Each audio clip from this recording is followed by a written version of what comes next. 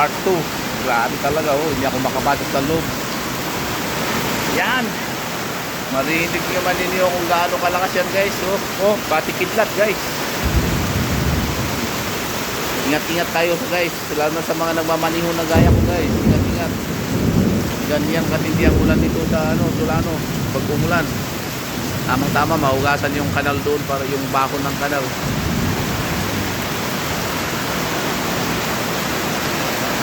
Yan, guys. Oh.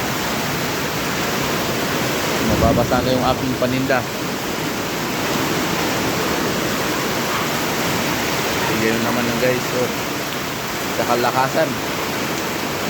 Wala.